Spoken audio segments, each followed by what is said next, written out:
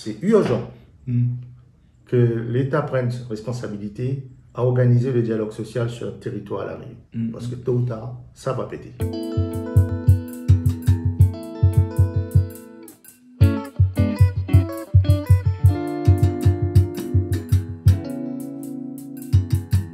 Là, je viens vous voir cette semaine parce que ça commence à être en ébullition, d'abord au niveau de la France.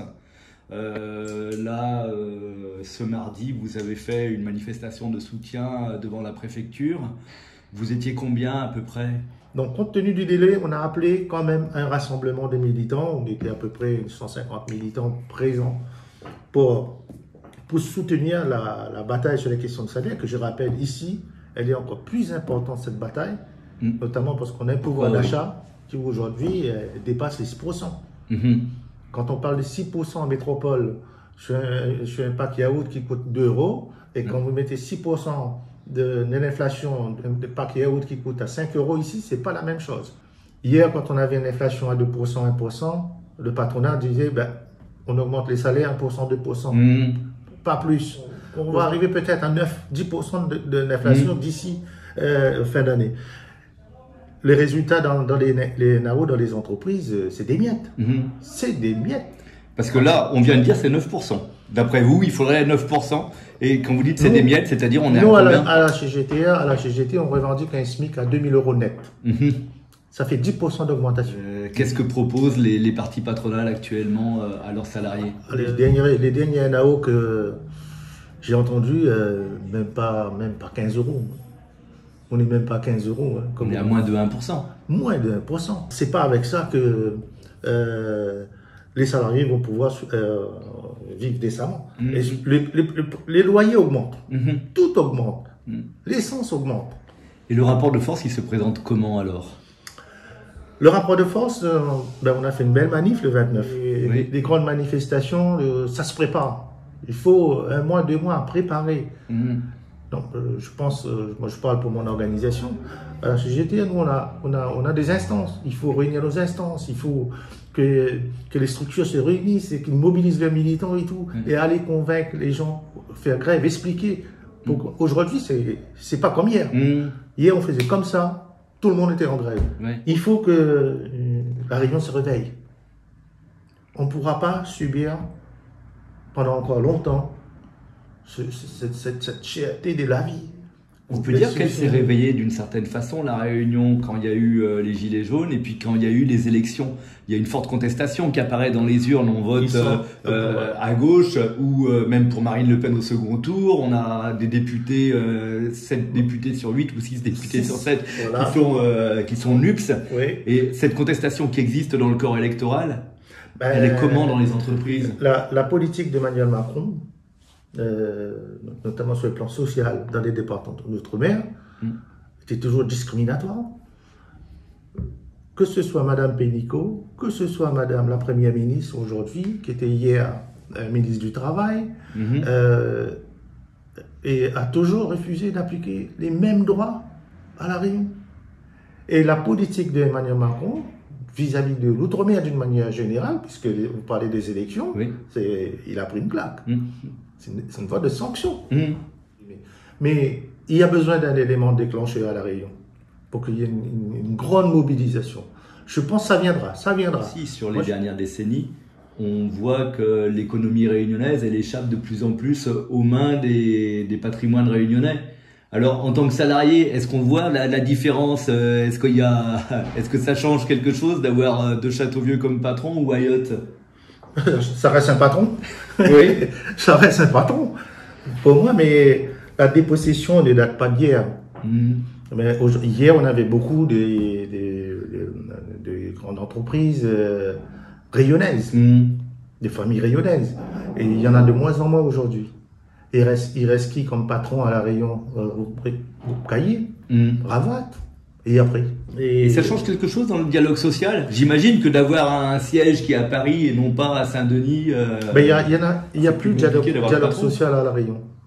Il n'y a plus de dialogue social à La Réunion. Le dialogue social, il est en panne depuis longtemps. Dans les branches professionnelles, à part le BTP, je disais, il n'y a pas de négociation. là aussi, l'État ne joue pas son rôle. Des facilitateurs dans le cadre de la mise en place du dialogue social. Je l'ai dit à tous les préfets, je l'ai dit. À tous les ministres qui sont passés par là, je l'ai dit. Mais il n'y a rien. Il n'y a rien. Mais après, quand ça pète, vous avez des coups de téléphone n'arrête pas de sonner de matin au soir. On a besoin des syndicats à la préfecture, on nous appelle pour jouer un peu le rôle du pompier. Oui. Quand ça pète, ben on dit stop. On dit stop. Vous n'êtes pas les pompiers. On n'est pas des pompiers. On n'est pas des pompiers. Et il y a besoin, c'est urgent que l'État prenne ses responsabilités à organiser le dialogue social sur le territoire à La Réunion. Parce que tôt ou tard, ça va péter. Ici, on a eu la période du COSPAR où il y avait un peu une union sacrée pour le pouvoir d'achat des Réunionnais. Aujourd'hui, est-ce qu'on peut réespérer une intersyndicale forte ou bien, hélas, chacun tire de son côté? Au niveau de l'intersyndicale, on est... vous savez, les autres syndicats, bon, ils suivent le mot d'ordre du national. Si leur confédération nationale sont dans le mouvement, ben, ils sont dedans. Quand ils sont pas, ils sont pas. Il y a des sujets auxquels on est d'accord. On peut faire un bout de chemin ensemble. Ben, il y en a d'autres sujets, par exemple, hier, en France, la CFDT n'est pas dans le mouvement social. À La Réunion, elle est quasiment invisible. Actuellement, on a 4 ou 5 organisations qui en intersyndicale. Beaucoup viennent de la fonction publique. La FSU, c'est de la fonction publique. SAIPR, c'est de la fonction publique. Après, de temps en temps, en fonction, comme je vous dis, en fonction des revendications, on a FO, tantôt on a FO, tantôt on n'a pas FO. Oui, et cet affaiblissement, en quelque sorte, fait que c'est difficile de jouer les pompiers. Quand il y avait les gilets jaunes, je pense que pratiquement tout corps constitué avait beaucoup de mal à se faire entendre par les manifestants. Les politiciens se faisaient rembarrer des barrages, et je pense que les syndicalistes aussi. C'était très compliqué. Oui, parce que personne n'attendait qu'il y aurait un mouvement comme ça à La Réunion. Mais ça viendra. Ça viendra maintenant, ce sera sur une autre forme. Mais où sont les gilets jaunes aujourd'hui? Nous, on les a reçus ici.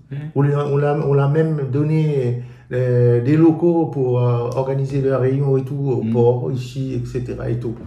Ils ne voulaient pas des syndicats. Ils ont tort. Ils ont tort. Parce que le corps intermédiaire a négocié pour obtenir des choses avec l'État, c'est bien les syndicats. Vous, aujourd'hui, Jacques Bugon, pour vous la société réunionnaise, qu'est-ce qui vous met en colère? Qu'est-ce qui me met en colère?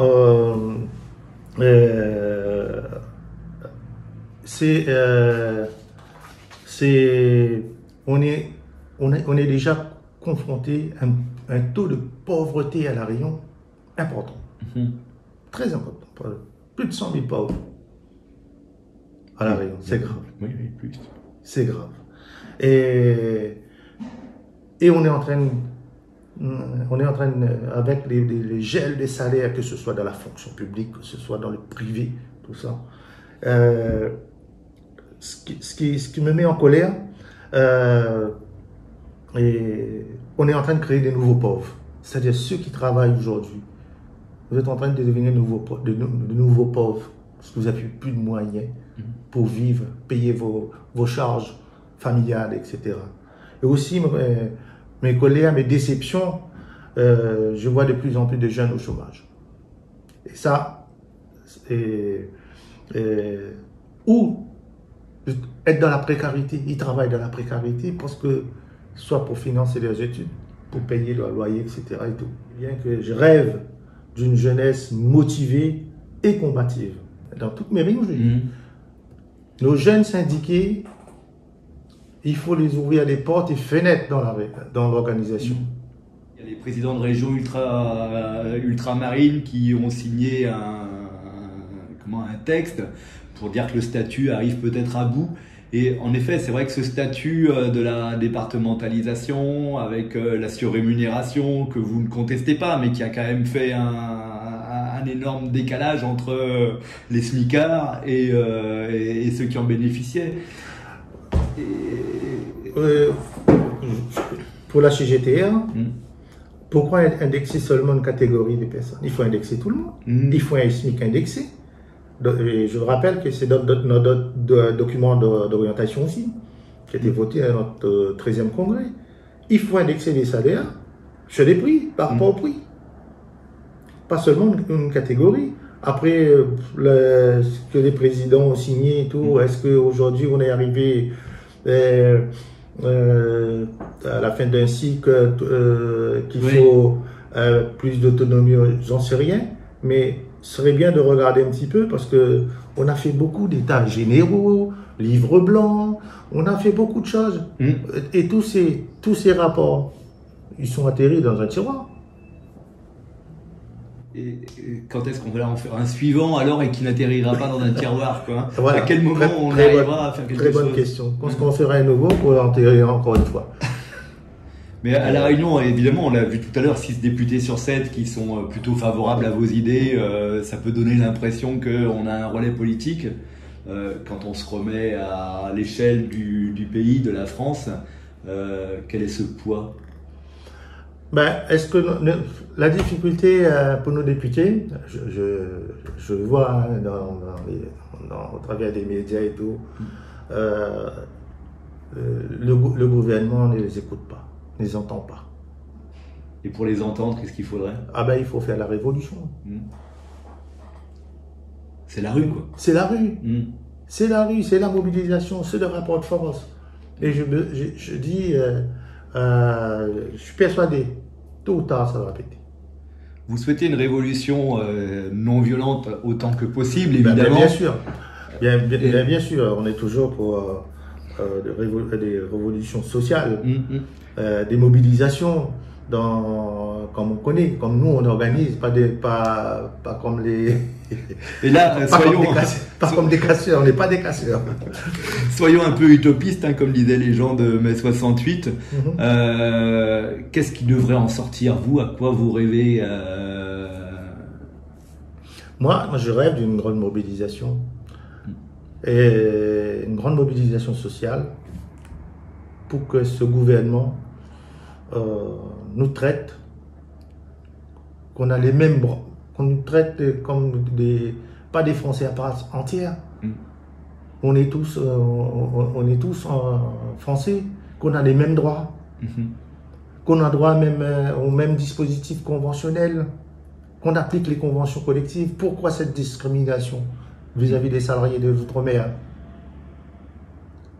Vous voyez, on a besoin d'un bon salaire pour vivre décemment. La construction de logements. Vous savez combien de dossiers il y en a en souffrance? Il y a près de 30 000, 35 000. 36 000 dossiers demande de logement en souffrance. Et un logement, c'est 2 emplois et demi. Donc vous faites tes calculs. D'accord? Ça, c'est direct. Et dans les emplois aussi indirects.